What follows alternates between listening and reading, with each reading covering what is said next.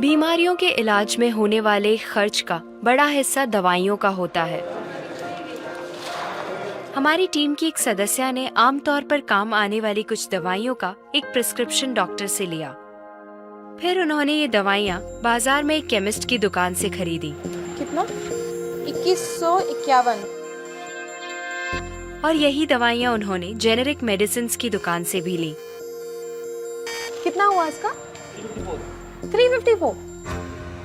दवाइयों की कीमत में जमीन आसमान का फर्क दिखाई दिया। राजस्थान में कम कीमत में मिलने वाली इन जेनेरिक दवाइयों की शुरुआत की चित्तौड़ के पूर्व कलेक्टर डॉक्टर समित शर्मा ने।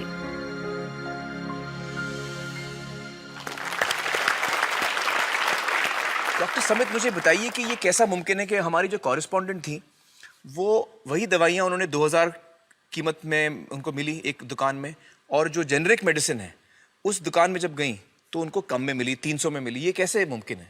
ठीक इसी समय प्रतिक्षण प्रतिपल एक ट्रेजेडी हमारे चारों ओर घट रही है। अर्थक्वेक की या कोई सुनामी की बात करें, उसमें जितने लोगों की जानें एक दिन में जाती हैं उससे ज़्यादा जानें प्रतिदिन इस ट्रेजेडी की वजह से जाती है। जी, वो क्या ट्रेजेडी है? वो ट्रेजेडी ये है साहब कि जो दवाइयों की जो वास्तविक कीमत है वो तो बहुत ही कम है, पर जो दवाइयाँ हम जब बाजार से खरीद के लाते हैं तो हमें वो 5 गुना, 10 गुना, 20 गुना, कई बार तो 50 गुना से भी ज़्यादा दामों पे हम उसको खरीदते हैं।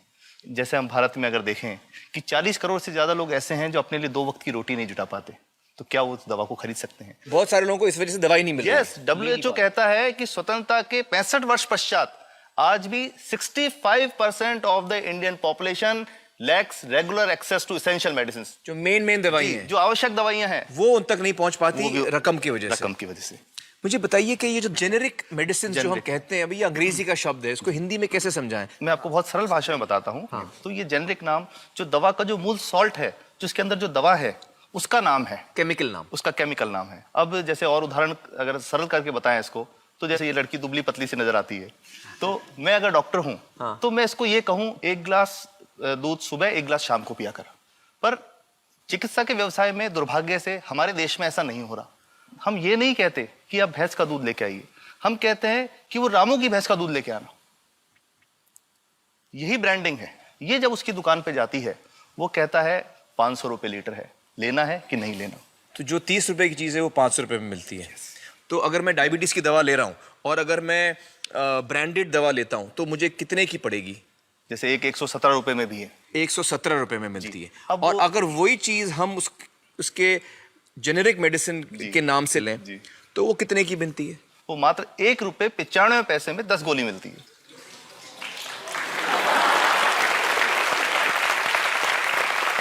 और दोनों गोलियों में कोई फर्क नहीं है किसी किस्म का? 100% समान, क्योंकि इसकी उत्पादन लागत ही इतनी है। उसका manufacturing, packaging, transport, retail margin, जो उसके मार्जिन जो हैं, जो हमारे ज्यादा वो सब मिला करके उतने की ही पड़ती है।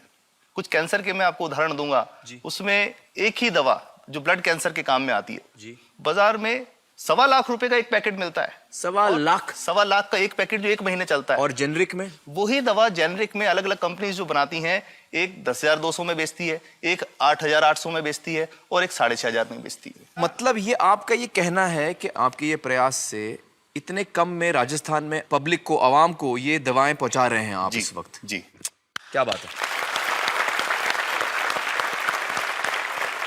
मेरा ये सवाल है कि डॉक्टर्स जो हैं वो हमारे पर्ची पर जेनेरिक नाम क्यों नहीं लिख के देते?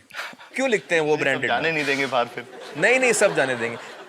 जब एक नया मेडिकल प्रैक्टिशनर जब प्रैक्टिस शुरू करता है तो उसके पास जो कंपनी के जो मेडिकल रिप्रेजेंटेटिव्स होते हैं, सेल्स बढ़ाने का उनका काम होता है, मार्केटिंग प्रिंसिपल के हिसाब से सेल्स एजेंट होते हैं बेसिकली। फिर वो कहते हैं साहब आप हमारी जो दवा है यही लिखना, ये बहुत बेहतर दवा है, इससे मरीज ठीक होगा। और उनको डॉक्टर्स को लिखने के लिए उनको प्रेशराइज किया जाता है, उनको टेम्प्ट किया जाता है। तो ये इसमें बहुत बड़ा कारण है जो दवा की कीमत को उसकी वास्तविक कीमत से 5-10 गुना 20 गुना तक बढ़ा देता है। एक बहुत बड़ा कारण है, क्योंकि हमारे पास जब हम टेंडर करते हैं तो बहुत सारे कंपनी वाले आते हैं, जो भारत की जो सबसे बेहतर कंपनियां, जिसके भी नाम वो रेपुटेड कंपनियां जिनके नाम आप ले सकते हैं, वो सभी हमें वो उसको जो 70 रुपए की है उसको 2 रुपए में 5 रुपए में दे रही है, 30 रुपए की दवा 2 रुपए में दे रही है। इतना ज्यादा फर्क। तो कंपनी तो दे सकती है और देना चाहती है और हमें देती भी है इतनी कम दामों में, हमें दे रही है ना, ये संभव तो है। अच्छा, मैं आपको बताऊंगा कि भारत से हम लगभग 45,000 करोड़ रुपए की जेनरिक दवाइयां प्रतिवर्ष विदेशों को निर्यात करते हैं। आप भेजते हैं दुनिया भर में जेनरिक, ये जो सस्ती दवाएं हैं आप विश्व भर में भेजते हैं, और हमारे लोगों को नहीं मिल रही। हमारे देश में महंगी है, हमारे देश में महंगी है, और अगर ऐसा है तो हमें कोई ईस्ट इंडिया कंपनी की जरूरत नहीं, हम वापस उसी दिशा में जा रहे हैं। आपने जब ये शुरू किया तो आपको कोई रेजिस्टेंस फेस करना पड़ा राजस्थान में? देखिए, जो प्रयास हम कर रहे हैं ये बेसिकली धारा के विपरीत बहने का एक प्रयास है जी। काफ़ी थ्रेट्स भी हैं, क्योंकि इसमें माफियाज भी हैं, ड्रग माफियाज जो ऑपरेट करते हैं, और हम हमेशा ये बात कहते हैं कि हम 100 साल से भी पुरानी शोषण की व्यवस्था को बदलना चाहते हैं, पर हमने हमेशा डॉक्टर्स को दोषी नहीं माना। जी। सारे डॉक्टर्स बुरे नहीं हैं। 50-60% तो जेन्युइनली वो चाहेंगे कि गरीबों को कम कीमत पे दवा मिल जाए, वो चाहेंगे। और आज भी ऐसे डॉक्टर्स हैं जो अपने घर से सैंपल्स ला करके अपने जेब से पैसे निकाल के मरीज का इलाज कराते हैं। ऐसे डॉक्टर्स आज भी हैं। बिल्कुल सही। तो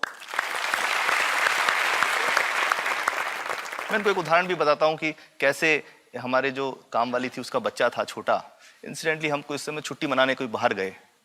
जब हम लौट के आए 10-12 दिन बाद, तो वो लक्ष्मी के साथ उसका छोटा जो बेटा था राजू, वो भी उसके साथ आता था जब, और मेरे बच्चों के साथ खेलता था, मेरे बेटे के साथ खेलता था।